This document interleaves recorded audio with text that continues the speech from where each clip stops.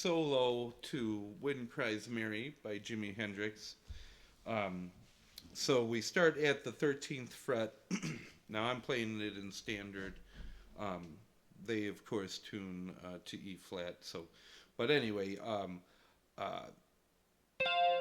play it in standard, you have 13 to the 15 on the B string, which is your C note to your D note, and you're also holding down your F note here. And you kind of do a little kind of grace note and kind of slide down. Now I like to play it down here. In the recording, it sounds a little bit more chunkier, kind of more like the recording if you play it down here. Playing the G and the C. And then you got the F hammering onto the A. G, A, G, F on the D string, 15th fret. And then back to your G and C on the 12 and 13. And then you'll do another kind of almost like little sped up version of that little phrase.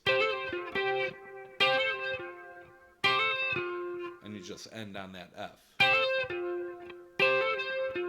So you're going. Okay.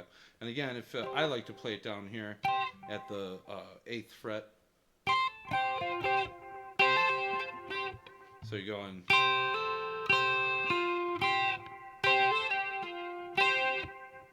So again, if you got, or that's a little bit off, but, and then you have this slide. So after you do that, again from the G to the A, G, A, G, then you got the F, right? If you're down here, okay.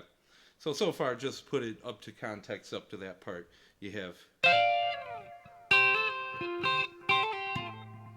okay. If you're doing it down here, okay. Slower.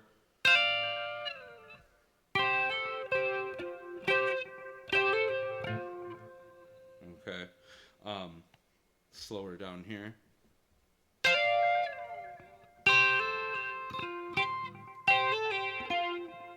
Okay. And then you have this slide. If you're doing it on the D string, slide up to the 12th. You kind of have this hammer on, and then a grace note. And then you have, you go back for the second phrase, which is similar but a little bit different. And then you cut this out of it.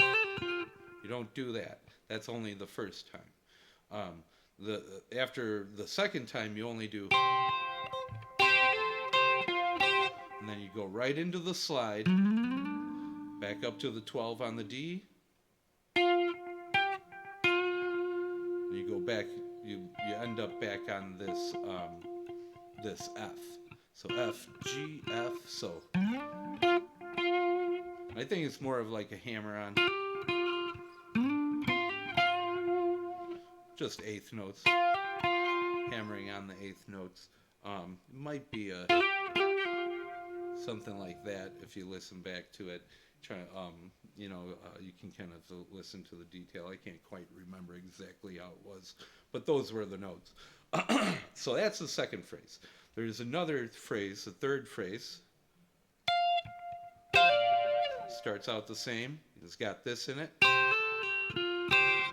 And then it comes to the slide, and then you have hammer on from the G to the A, and then the D to the E. So put it all in the context of those three intro phrases to the not intro, but the intro of the solo. So you have the first phrase.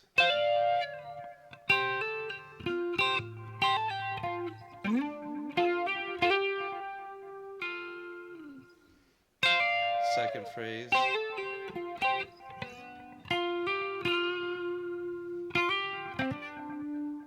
Okay. And then the third phrase, I missed my notes there, but okay. And if you notice, I think I forgot to mention it when I was going through it, those little hammer-ons at the end of the second phrase. They're pretty much the same thing as that third phrase, but they're in different. They come in a different part of the measure. So I'll play the second and third phrases back to back. Second phrase.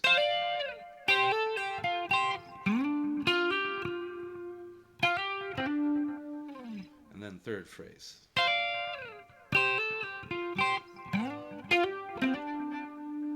So you hear the slight difference. So that's like half of the solo, right? The next one, you're going to go up and do the same thing that we did at the 13, but this time it'll be at the 15 to the 17 on the B string, and you're just holding that 15th fret on the high E.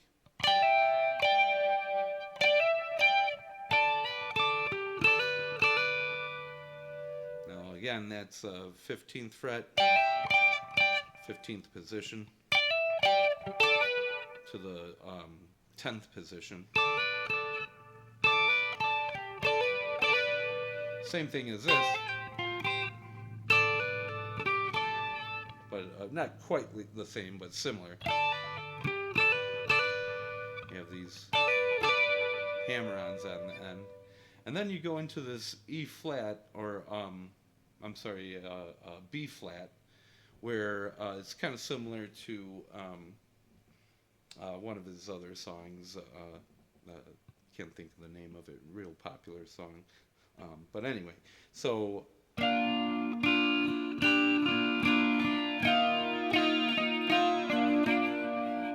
okay, so you're putting this G in there, and then you're also putting this E flat to the D in there, and that's what he puts in. You can hear that in a lot of his other songs.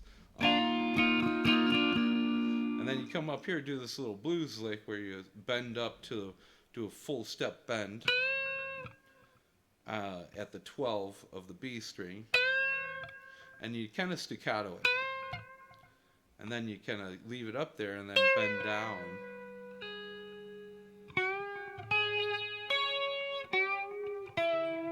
And again, this is another full step bend. So all together you have real slow, I bent up a little bit too high on that second bend on the G string, but you get the picture.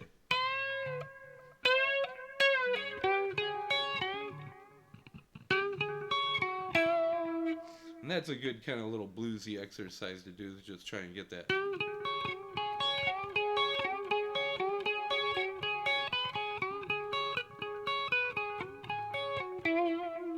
It's a very common little chop in the pentatonic scale.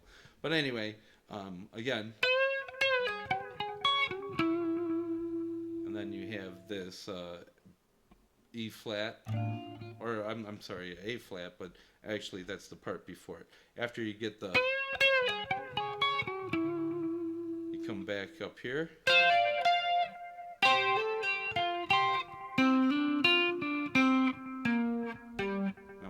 Hand's a little bit cut out of the picture here. Let me kind of move over and show it to you. Come back up here to where the intro of the solo started, 13th fret, and then you go back to that 8th fret,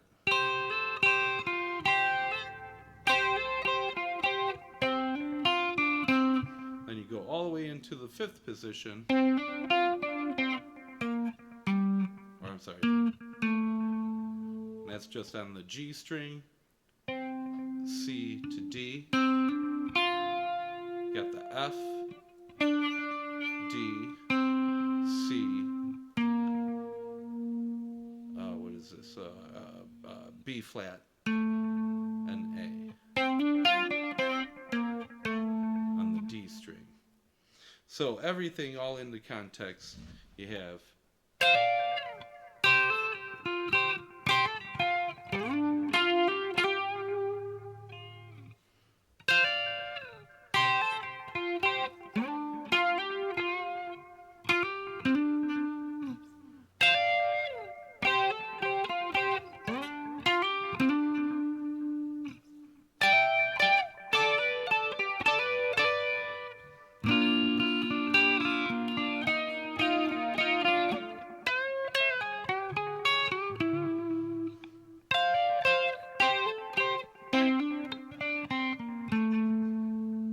Actually, I think I did that ending a little bit wrong. It's so